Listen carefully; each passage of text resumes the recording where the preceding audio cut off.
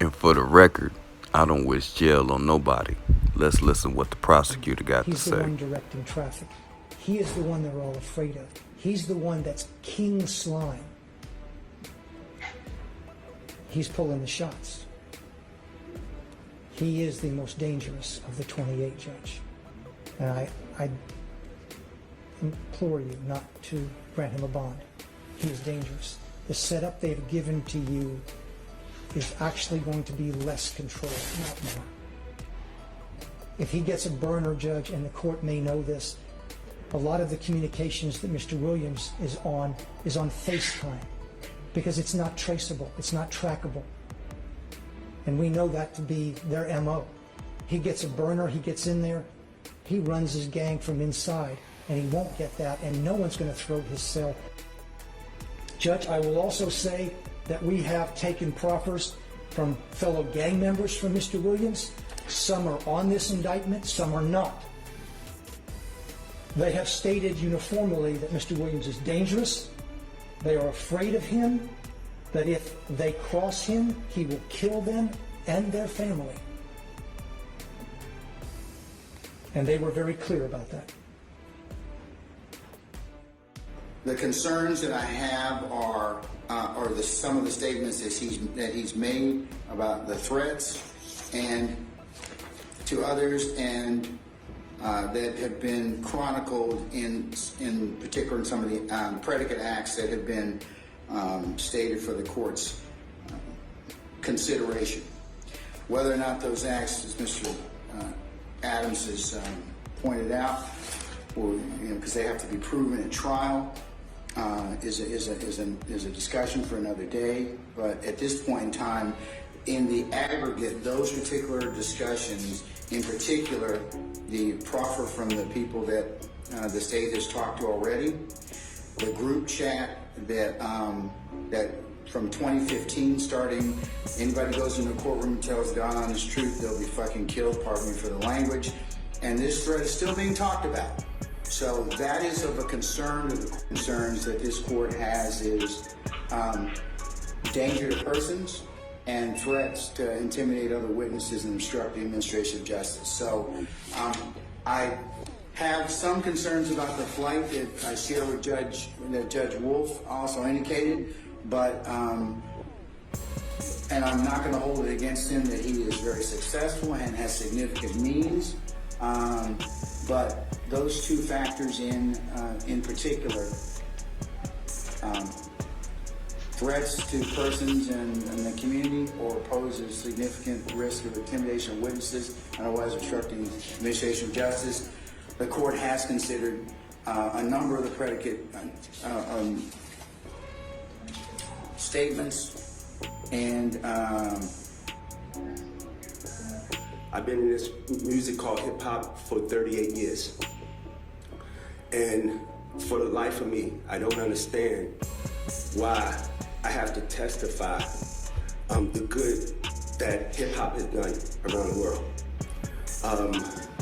I've also started a company with Jeffrey called Young Stoner Life. And I remember what he said to me. We're not just starting a company, we're gonna change some lives. And that's what he's done. And he's definitely changed mine. Mr. Lyles, how long have you known Mr. Williams? I was a fan for probably 12 years, but I personally got to know him over the last 10 years. Okay. And have you signed, or your company signed Mr. Williams?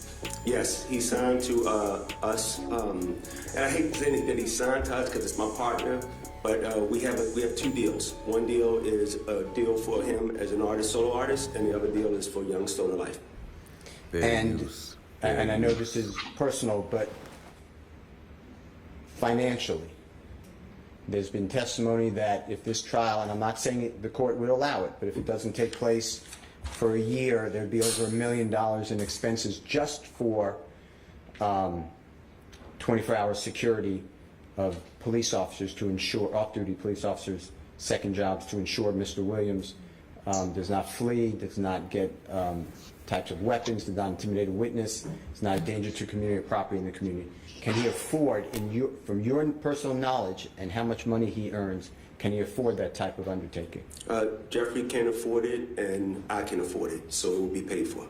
And So you they are about going to to back him as well. Cough up I a want whole to back him $1 million personally and for Young Thugger. Check it out, check it out, Just check it for out, check it private. out. So, Young Thug's producer, one of the owners of 300, the record label, just put on a grand performance. I mean, a grand performance for Young Thug. Young Thugger, the slime, you dig? And I've never seen nothing like it in my life. You know, he put on a real good show for the cash cow. He really put on a real good show for the cash cow, and I don't blame him. But we don't hear black people come out and speak that highly of somebody that produces some music with guns in the video, promoting lean, codeine, drugs, homicide, misogyny, everything you can think of, but it's a cash cow and it makes money in hip-hop.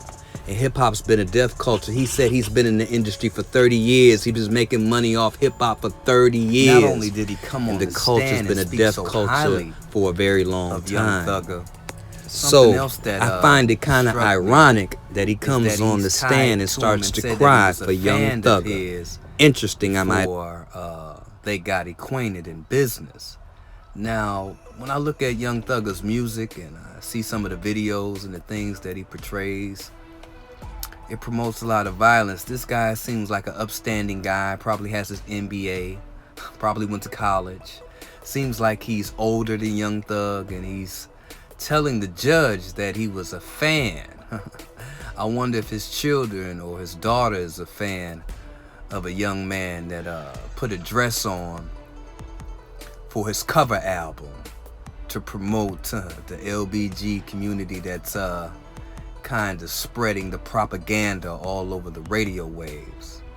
So, you know, I just thought I'd just touch in and add my little 2 cents because I thought it was interesting to see an elite black man do all that caping for somebody that has been doing a lot of bad things for the culture. It's interesting, I might add.